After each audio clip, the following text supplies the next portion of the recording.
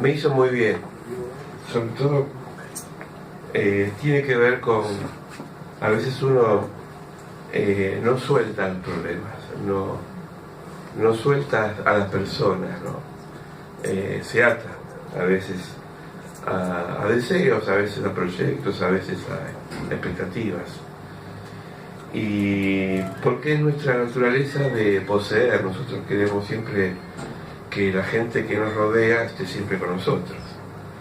Pero todo cambia, todo se modifica y lo único que no cambia es Dios, ¿no? Los afectos van y vienen, uno quisiera a veces tener a sus seres queridos por siempre, pero no es así. A veces la vida nos golpea y nos arranca a un ser querido.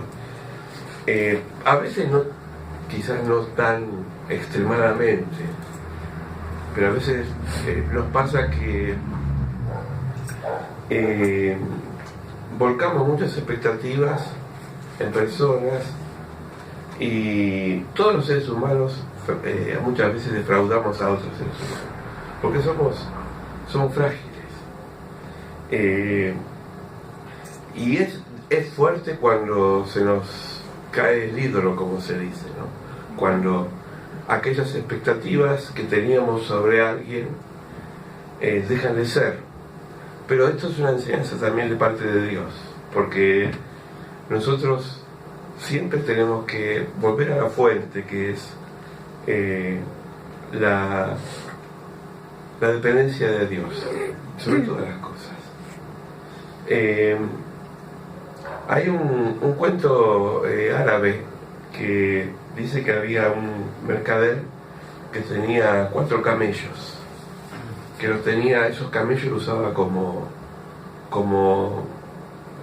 elemento de carga, ¿no? Entonces ponían sobre sus jorobas mochilas con cosas, ¿no?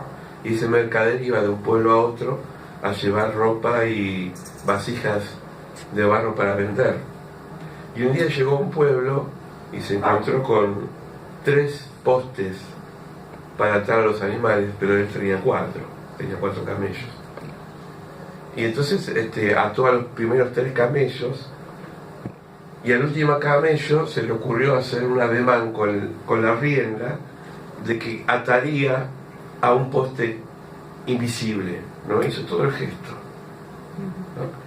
Entonces se fue a dormir a la posada, este viajero, y cuando se despertó el otro día estaban los 4 camellos ahí. Aún el que no tenía poste estaba atado, entre comillas atado. Entonces desató al primero, al segundo, al tercero, y el cuarto, él dice, no hay nada, me lo llevo, y el camello no arrancaba. Entonces hasta que este viajero no hizo que desataba en forma invisible, el camello no empezó a caminar, ¿no? Esto tiene que ver muchas veces como que nosotros nos atamos a hábitos, ¿no? Que nos creamos y son más sólidos que esos postes. Entonces después deshabituarnos nos cuesta, porque son lindos los hábitos a veces. A mí me gusta siempre, por ejemplo, levantarme temprano, tomar unos mates, leer la palabra, meditar. Es mi hábito. A algunos les gusta de noche, ¿no? Y yo el día que pierdo ese hábito es como que pierdo el resto del día, es como que me desconcentro en todo. Y mi esposa me conoce, es así. Aún en estos días que estuve, y estoy todavía enfermo, necesitaba levantarme. Y yo decía, pero hace frío en la cocina. Bueno, prendía la hornalla, no importa, el matecito ahí, pero es mi lugar, es como mi templo, ¿no?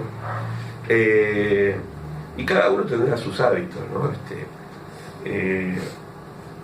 A mí me pasaba en la escuela, yo siempre me gustó sentarme en el mismo lugar, al lado de la ventana, en ese pupitre que era mío, hasta tenía mis inscripciones. Y un día volví a mi escuela 37 de Montechingolo a visitar a la directora, que fue en una época mi maestra, y fui a ese aula, y en ese rincón y en esa ventana estaba el pupitre, sabía que no lo habían cambiado, y estaba mi nombre, había pasado años. Porque es lindo eso, es decir, uno deja huellas. ¿Vieron como los enamorados que los árboles ponen sus corazoncitos? No sé si lo habrán hecho ustedes, ¿no? O una piedra ahí. Yo una vez tuve no fue una novia, fue una amigovia. Yo era muy joven, tenía 17, 18 años, y estábamos con un grupo de jóvenes, fuimos a Tandil. Nosotros íbamos mucho de campamento.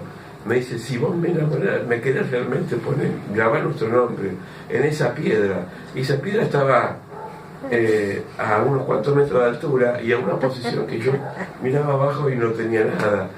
Digo, yo sé que el amor todo lo puede, pero yo locura no. Encima sufro de vértigo. Y subí ahí arriba, y cuando quise anotar y vi para abajo, digo, que tu abuela que te anote, yo no voy a anotar. Pero, en fin, locuras que uno hace en ciertos momentos, ¿no? Vamos a la palabra. En el capítulo, primera de Samuel, capítulo... espera que me perdí. Primera de Samuel, capítulo 16, un solo versículo vamos a leer. Cuando Samuel unge a David. Perdóname si toso, si soy pausado en hablar, pero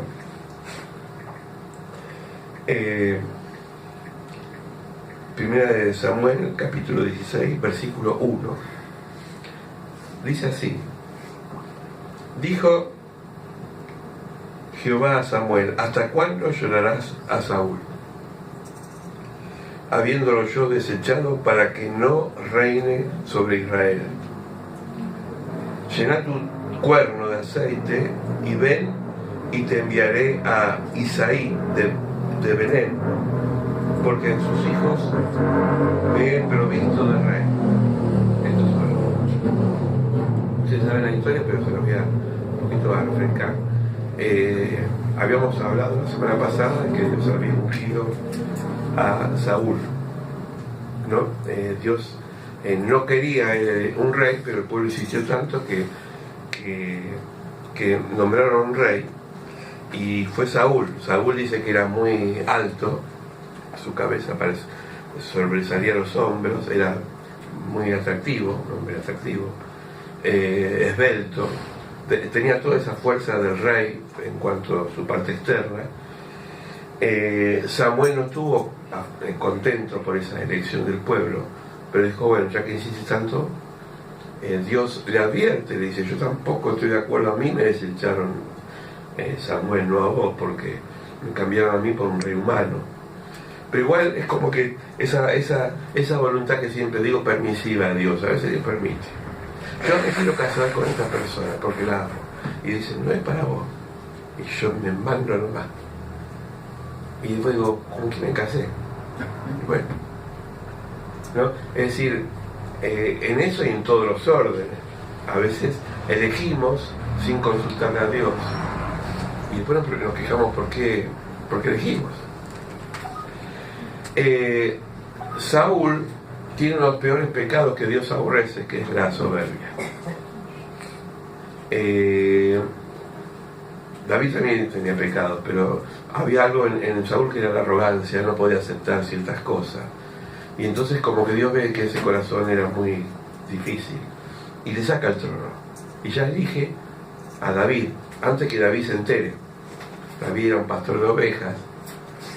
También él dice que la palabra que era rubio, era atractivo, ¿no? Pero era un pastor que nadie daba un peso, ni siquiera el papá, Isaí. Cuando viene Samuel, le presenta toda la fila de sus hijos y lo dejas a David ahí en el campo sin darle mucha importancia. Dios le dice a Samuel, al profeta, no te guíes por los ojos, porque yo no miro por los ojos sino por el corazón. Y ahí es cuando elige a David. Cuando David empieza a crecer espiritualmente, tiene una envidia tan grande Saúl, que lo quiere matar. Pero Dios siempre te apareja las cosas para que para prevenirte. Entonces le pone en su camino un amigo que fue Jonatán, que era el hijo del rey, que dice que se ligó a su corazón, es decir, eran amigos íntimos, esos amigos que vos podés confiar y que no te van a traicionar a pesar que sus intereses están en juego, porque él era el hijo del rey. Y estaba traicionando a su padre, a Saúl, por defender a David. Fíjense, era hoy diríamos, era un hijo de una posición rica, económica, pero prefería perder todos sus privilegios para defender la vida de su amigo. Eso es una gran enseñanza, ¿no? Entonces, acá hay un apego entre Samuel y Saúl. Dice, Jehová le dijo a Samuel, Dios dice, ¿hasta cuándo vas a llorar por Saúl? Como si, déjalo. Yo ya lo dejé. A veces queremos ser más buenos que Dios. A veces queremos ser más justos que Dios. Pero Dios, cuando dice basta, nosotros no podemos insistir. Y estamos siempre insistiendo en cosas que por ahí ya están muertas. Conozco una persona que había tenido un conflicto con su esposa. Luchó él por mucho tiempo por esa persona, por su esposa, pero él no lo sabía. Y entonces un día se separan y esta persona le dice a un consejero, le dice, yo dejé a mi esposa. Y el consejero le dijo, ella ya te había dejado hace mucho tiempo y vos no te diste cuenta. Había cortado su lazo sentimental. Porque hay dos tipos de divorcios. El divorcio físico, que se hace en papeles, y el divorcio emocional. Yo he conocido muchas parejas que estaban casadas y juntas en el mismo techo, pero emocionalmente ellos estaban divorciados. Algunos hasta dormían en camas separadas, cuartos separados, pero sobre todo emocionalmente estaban cortados, ¿no? Y a veces uno quiere aferrarse de ciertos sentimientos que ya no están. Amigos que quizás quisimos mucho en la juventud y tomaron otro rumbo y los queremos reflotar. Yo vengo de familia, ustedes me han escuchado muchas veces, familia italiana y española, que son de juntarse mucho. Yo de chico, nuestras mesas eran como de 20, 30, hay una mesa larga, ¿no? Estaba mi papá, mis tíos, y guarda que una Navidad no estemos uno de nosotros. Ya teníamos pelo en la pierna y acá bigote y éramos semi-adolescentes. Queríamos hacer nuestra vida, pero no faltes en una fiesta porque te crucificaban los tanos. Pasaron 30 años y un día mi prima, Ana, que no la vi más después, hija de una hermana de mi papá, se le ocurrió reunirnos a todos en Año Nuevo para reflotar esa infancia. Fue un fracaso total. Primero que de los 30 había 10 nada más. De los 10, 5 ya querían irse para sus casas. Y ella se quedó mal. Y yo me acuerdo que me acerqué y le dije, Ana, lo que pasó, pasó. No podemos revivir experiencias que ya no están latentes. Tus intenciones fueron buenas. Quisiste reunirnos a toda la familia. Pero lo que sobró fue comida, pero faltó cariño, faltó afecto y faltaron las personas. Y ella me dijo, yo esperaba que nos íbamos a reunir como nuestra juventud. Le digo, te quedaste con las expectativas. Y es frustrante eso. Y a veces nosotros esperamos de personas, de situaciones, de momentos que ya no están, que ya no son, que no son las mismas. Y nos ligamos, estamos como ese camello que nos atamos a un poste que no existe, a un afecto que ya no está. Y entonces Dios dice, déjalo, ya está. Esto no quiere decir que seamos insensibles a las relaciones, porque somos sensibles, necesitamos del otro. Pero una cosa es el afecto y otra cosa es la posesión. Cuando uno quiere poseer a alguien. Hay un póster que yo lo tenía en mi casa cuando era chico, de Khalil Gibran, que era un filósofo, un profeta hindú, que decía: tus hijos no son tus hijos, son hijos de la vida, vienen a través de ti pero no son tuyos. Gran sabio, ¿eh?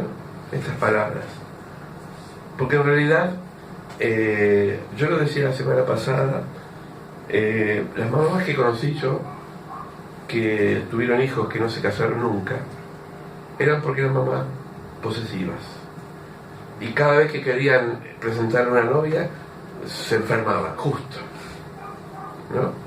Es algo que hasta ellas mismas no lo pueden afectar, manejar, porque está muy adentro.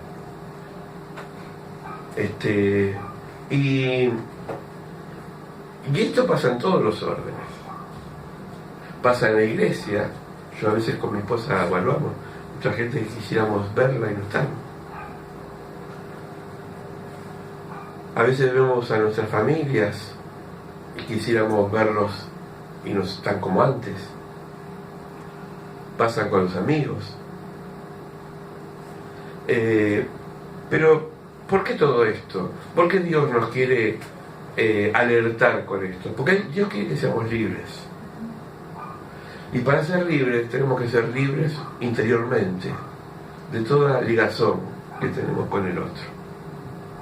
Una cosa es la responsabilidad. No irse al extremo de decir, bueno, yo me desligo de todo.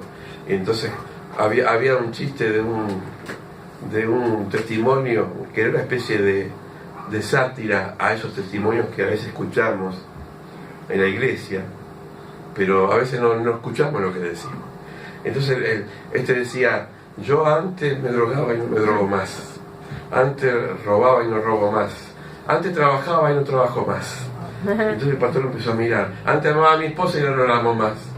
Entonces el pastor le dijo: pero momentito, no todo lo que estás diciendo está bueno. Se dan cuenta de decir, hay cosas que tenemos que dejar, las que son nocivas para nuestra vida, pero hay cosas que no somos responsables. Los que somos padres, hasta que uno deje de vivir, es papá.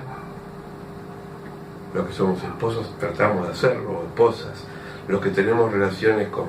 Pero a veces estamos en una sociedad muy frágil en las relaciones. Y a veces dejamos y cortamos los vínculos, a veces por capricho, a veces porque decimos: ¿y yo qué tengo que avisarle a mi patrón que no voy a trabajar? Tenés que avisarle, pues te quedas sin laburo. ¿Alguien avisó en la escuela alguna vez que no iba a ir? No, faltábamos. Yo tenía un profesor que un profesor que nos quería mucho, de matemáticas. Esos profesores vieron que aparte de ser profesor se vuelven amigos, y teníamos un examen que definía nuestro curso, si pasábamos o no. Y me acuerdo que era el mundial de Italia, del mundial del 78, cuando acá Argentina salió campeón, época difícil de la dictadura. Entonces dijimos: ¿qué vamos a ir a la escuela? Ni el loro va a ir a la escuela si hoy juega Argentina. Es la semi-definitoria. Mi profesor fue, pensando que alguno de nosotros iba a ir, pobres, ¿no? Pero fueron 3 alumnos que evidentemente no les gustaría el fútbol. A mí tampoco, soy amante, me conocen, pero un mundial es un mundial. Y me acuerdo que cuando llegamos a clase al otro día, ahí no había wifi, no había WhatsApp, no había nada, había solamente el teléfono. Y yo decía, iba al locutorio, me llamaban a mi casa, él nos había dado el teléfono todo. Yo viajé más de 30 kilómetros para venir a tomar el examen. Dejé a mi esposa enferma y a mis hijos. Para mí fue un golpe así, acá me pegó. No me olvido más de la cara de ese profesor cuando sintió que lo habíamos defraudado. Uno dirá, bueno, pero era un partido. Está bien. Pero él tenía nuestras expectativas. Y a veces nosotros también esperamos. Miren, cuando Jesús murió, hay dos escenas que a mí me tocan muy fuerte. La primera es cuando las mujeres van al sepulcro y le aparece un ángel y le dice: ¿por qué buscan entre los vivos el que está, perdón, por qué buscan entre los muertos el que está vivo? Porque iban a la tumba, iban a llevarle aromas, especias, como se acostumbraba en esa época. Es una frase que tiene mucho que ver con dónde nosotros buscamos.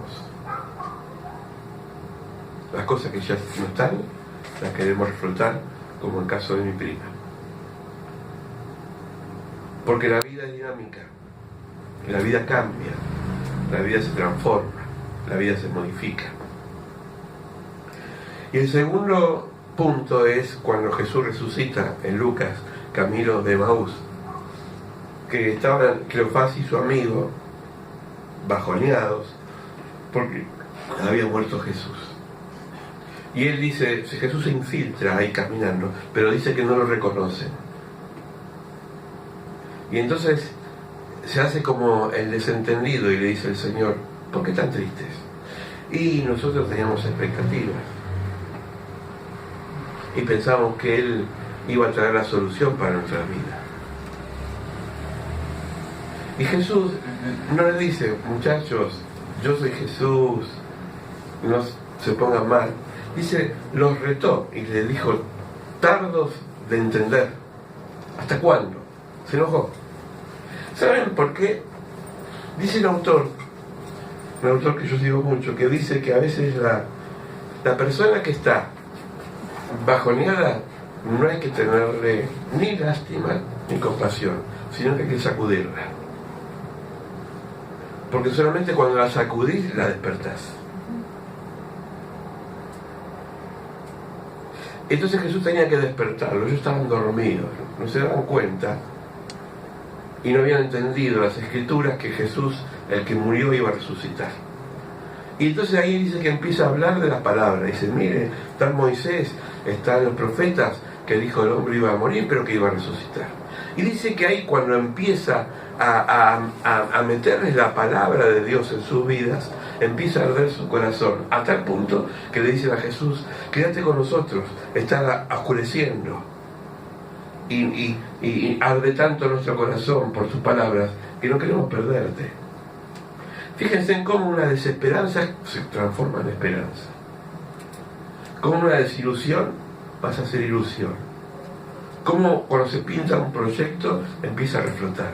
Todo porque entra esa palabra que te cambia el eje del pensamiento.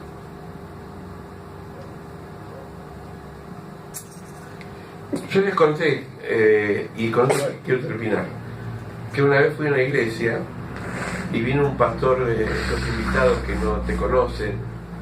Entonces, cuando no te conocen, tienen la libertad de hablarte en forma que no sabes lo que te van a decir. Porque si yo les hablo a ustedes, por ahí dicen: ya me conocen, entonces me está dando por ese lado, ¿no? Pero este pastor no me conocía, ni yo lo conocía a él. Jorge Bitz se llamaba. Era un pastor americano, pero que vivió mucho tiempo en Cuba, así que manejaba muy bien el castellano. Y viene a la iglesia y habló sobre Sansón. Me acuerdo de ese sermón, no me olvido más, hace más de 30 años, ¿sí? Más de 30 años. Y me dijo, decía la gente, que cuando uno se va de la presencia de Dios, poco a poco empieza a debilitarse. Bueno, empezó a hablar de Sansón, de cómo se debilitó, porque él fue seducido por Dalila, bla, bla, bla, ¿no? Pero cómo Sansón perdió la unción por enfriarse espiritualmente. Y en un momento se acerca a mí y me dice: tengo la llave para que tu vida sea prosperada. Come mi palabra. Come mi palabra, sí, me dijo, serás prosperado. Y lo tomé tan en serio eso que él me dijo, que yo comprobé que las veces que yo comía la palabra de Dios me bendecía. Y cuando dejo de comerla, Dios no me bendice. ¿Cómo te va a decir? Parece medio tonto, ¿no? Pero creer o reventar, yo creo. Y entonces esa palabra rectora entró a mi ser, como dice la carta de los Hebreos. Fue una espada que separó, ¿no?, el alma y el espíritu. Acuérdense que el alma es la carne y el espíritu es lo que nos conecta con el espíritu de Dios.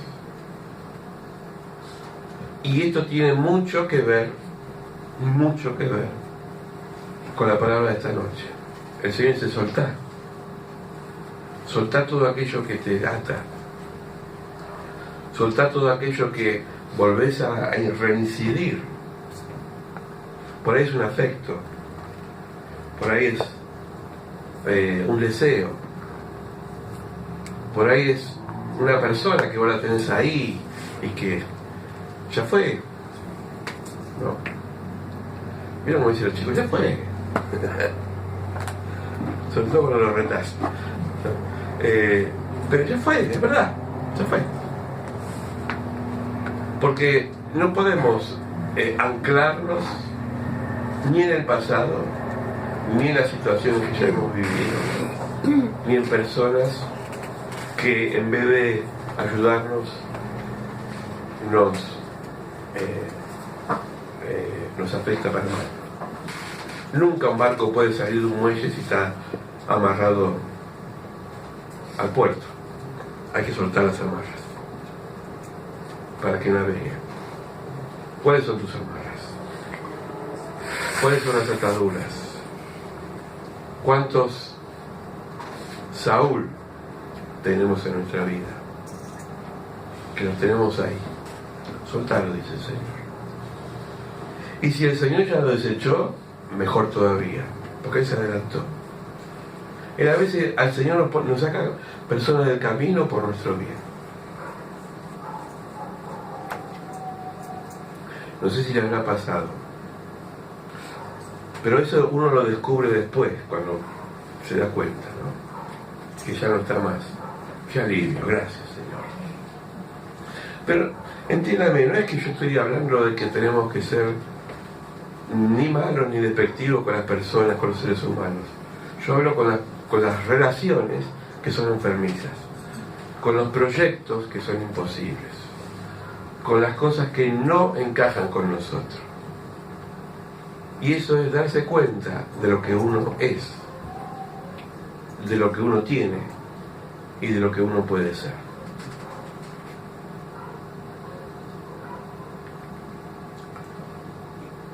Amén. Amén. Picando la pelota ahí. Vamos a orar para que el Señor, el Espíritu Santo, nos revele en esta noche qué cosas tenés que soltar, qué cosas quizás crees que son buenas y no son buenas. Amén. ¿Qué relación te ata en vez de...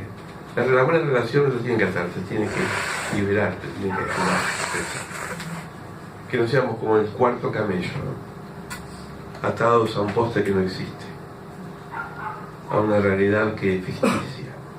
Padre, qué buena palabra esta de Samuel en este libro, que nos dejas una enseñanza de un hombre como este gran profeta que fue Samuel,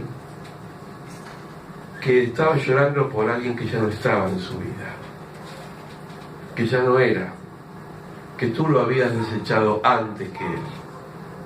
Y era el rey Saúl, Señor. A veces tú nos quitas situaciones, personas, aún trabajos que no son buenos para nosotros. Y lloramos, nos lamentamos, quejamos, nos duele, Señor. Pero después vemos qué alivio que es, Padre. Aun cuando sufrimos la frustración de haber perdido un empleo que con tantas ganas lo hubiésemos querido obtener, y nos damos cuenta que no era para nosotros. ¿Cuántos amigos se nos ponen en camino, Señor, y creemos que son lo mejor para nuestra vida, y después nos defraudamos? Pero porque somos así los seres humanos, nadie es perfecto, todos fallamos. menos tú, Señor. Por eso que tu Espíritu Santo en esta noche trabaje en esta palabra y podamos entender que la libertad es aquella opción de vida que nos hace depender solamente de ti, tener toda confianza en ti, amar a la gente, amor a nuestros seres queridos, dar lo mejor por aquellos que amamos, pero sabiendo que tú estás en primer lugar. Por algo Jesús dijiste unas palabras trascendentes, que es: el que ama más a su madre, a su padre, a sus hijos, a su esposa, más que a mí, no es digno de mí. Queremos, Señor, en esta noche reevaluar las cosas y ponerte en primer lugar. Porque si te amamos a ti, vamos a amar a las personas que amamos. Vamos a amar a la vida. Vamos a disfrutar de todo lo que podamos entregarnos día a día, sea el trabajo, el estudio y las cosas que nos compete vivir, Señor. Pero que no tengamos un corazón ligado a nada ni a nadie, Señor. Que seamos totalmente dependientes de ti. Esto, Señor, es muchas veces difícil de entender, porque como seres humanos necesitamos del otro. Pero, Señor, que no sea una relación enfermiza ni posesiva, sino una relación libre, respetuosa, afectuosa, edificante, para respetarnos, para venerarnos, para compartir. En el nombre de Jesús, bendecimos esta palabra que es viva y eficaz. Amén, Señor. Amén. Amén.